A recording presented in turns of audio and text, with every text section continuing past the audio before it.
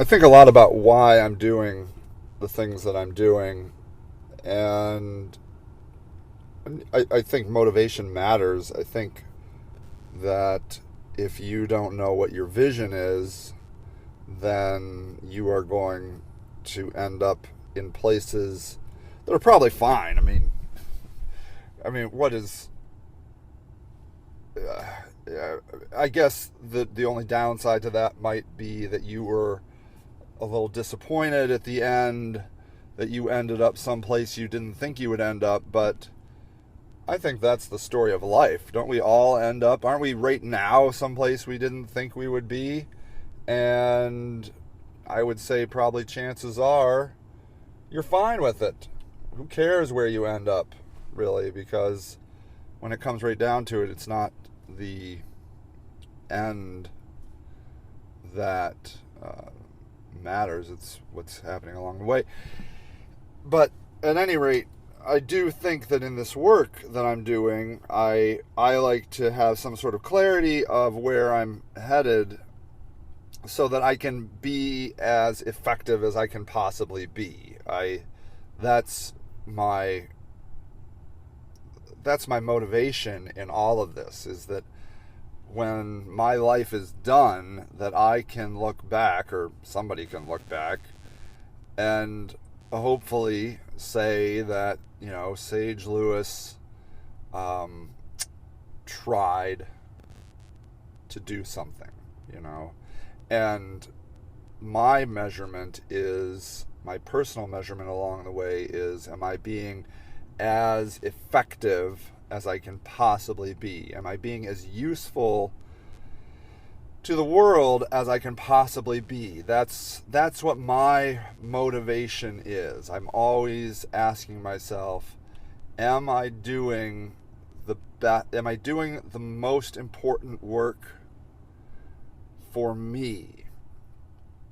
And that's my measurement. I don't know why. I guess I don't know why I'm so obsessed with mattering. It's a silly thing to worry about, mattering, but for some reason mattering matters to me. And so I want to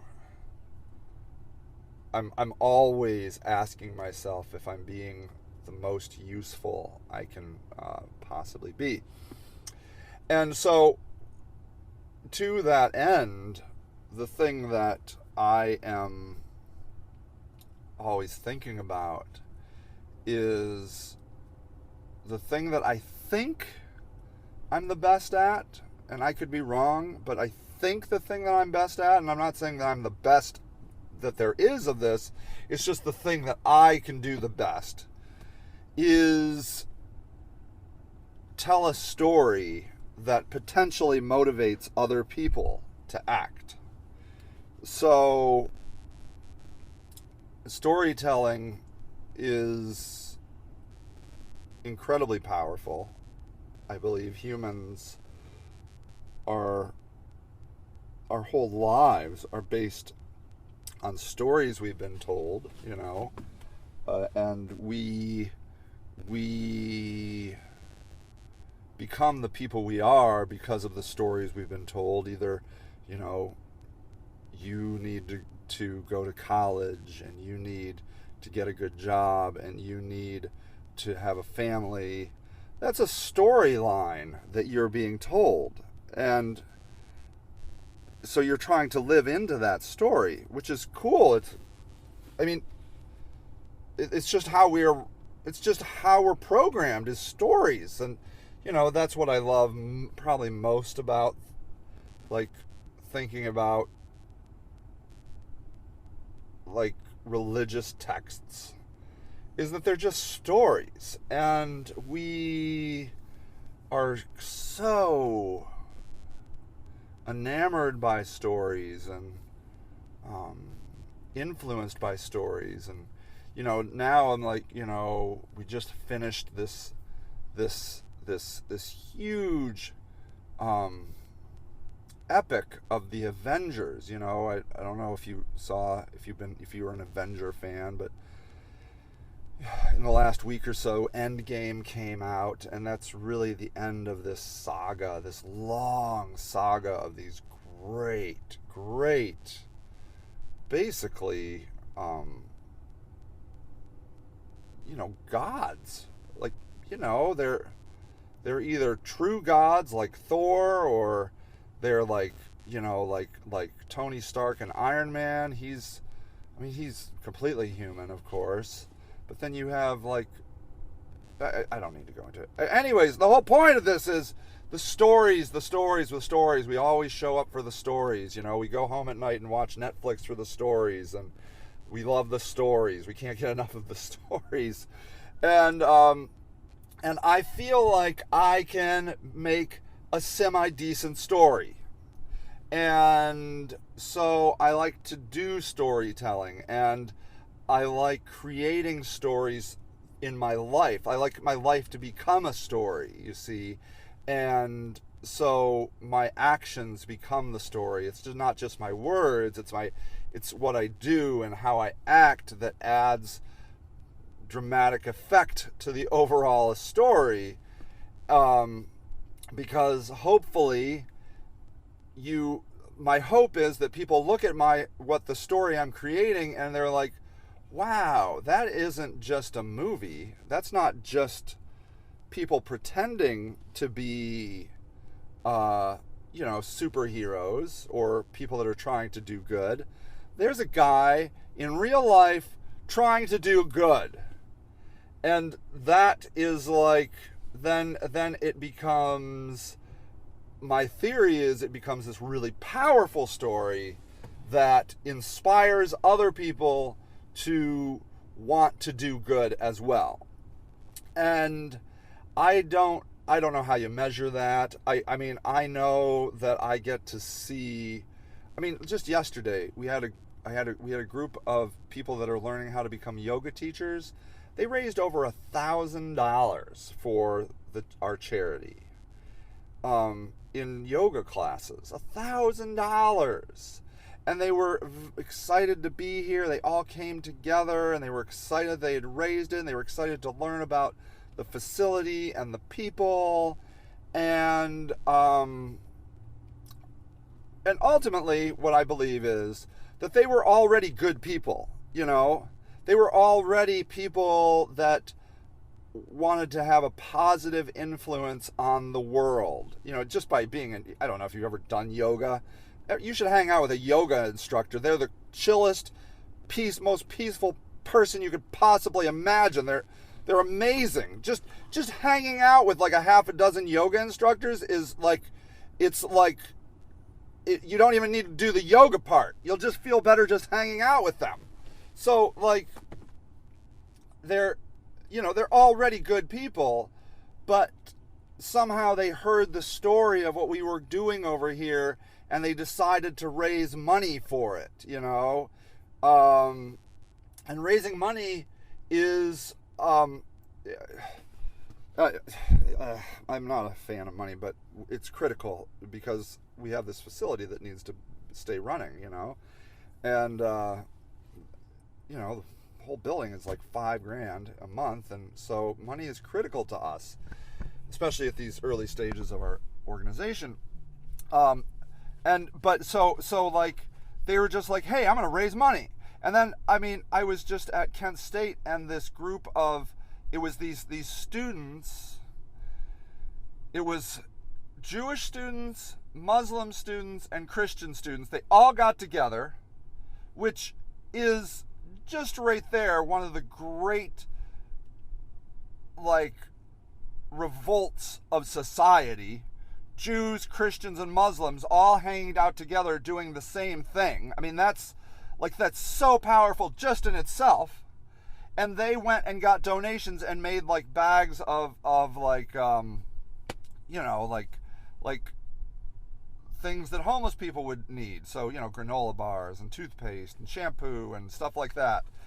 And so, like, again, good people, that heard the story and are like, I want to do something.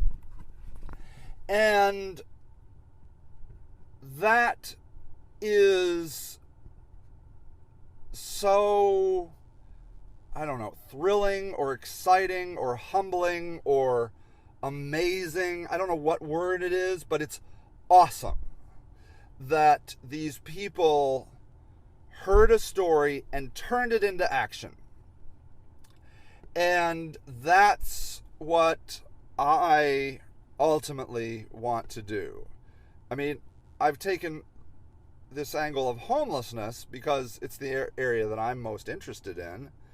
And we have shown the need, and we have created a compassion, at least in some people, certainly not all people, but in some people, they're like, wow. And people will say, you know, I learned a lot from that article that you wrote or whatever, and that's amazing. And so, but ultimately, it's this idea of taking people that want to do good and helping them do the actual good. And so it's storytelling to create action. And that's, I think that's the ambition that I'm trying to achieve over like the Avengers, which is just, I think, mostly entertainment, right?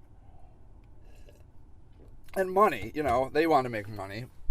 But it's just to make more Avengers movies and make people rich, you know, which is totally fine. I mean, I'm all for it because I love the Avengers. I'm all for, you know, more Avengers movies. So, but my goal, you know, here is to tell a story to make people go out and act. And so, like, one of the things you're seeing me do right now is, like, this week, and it'll end. I don't know if this is going to come out this week. Might already. I don't know. I don't know when this one's coming out. But, you know, I've been talking a lot about politics. And personally, I'm very conscious of not talking about politics in the charity, talking about politics personally. But the reason I'm talking about politics is to inspire emotion to get people to vote.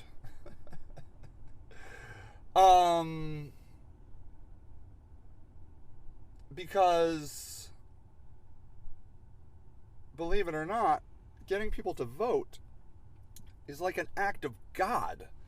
Like trying to get people to go to their voting station and fill in a few ovals is like nearly impossible.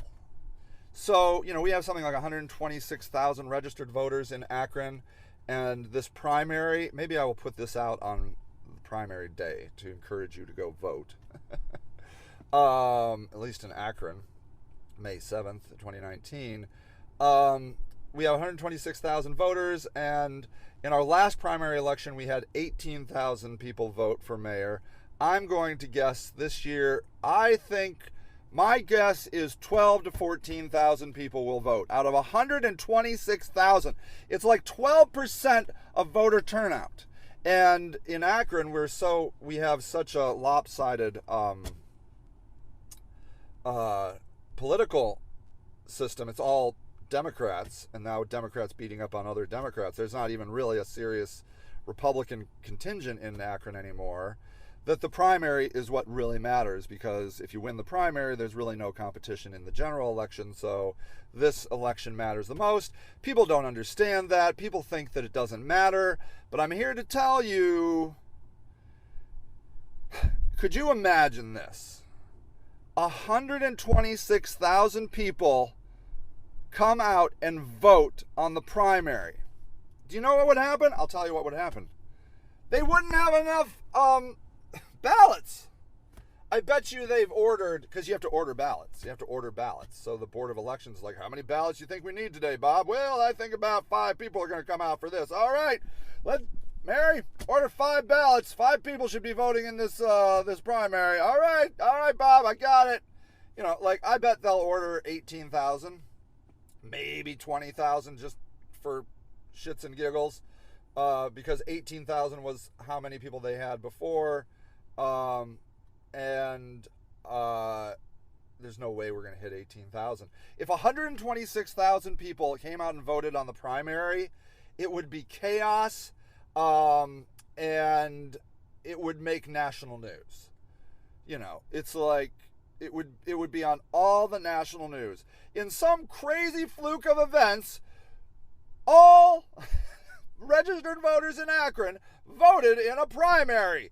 Can you believe it, Tracy? No, I can't believe it, Tom. That's unbelievable. I've never seen anything like it. I've never seen anything like it either. I know. This is crazy. There was mayhem at the voting poll station. I can't. Let's go see what's happening right now. I want to vote. You can't vote. You don't have a ballot. I want to. I'm an American citizen. You weren't supposed to vote. Nobody's votes in primaries. Well, doggone it.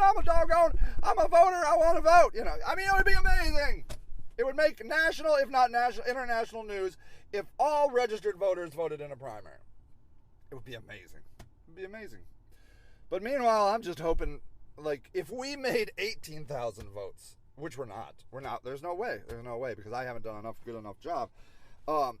In a primary, that would be a miracle. It would be a miracle. But we're not going to get 18,000 votes. I'm telling you, we're going to get 12 to 14,000 votes. That's my prediction.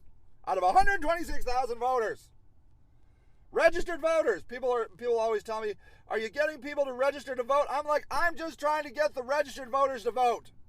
I don't need new voters. I just need the existing voters to vote. I will be doing voter registration, by the way. Don't worry about that. In the summer, I'm going to do that for sure.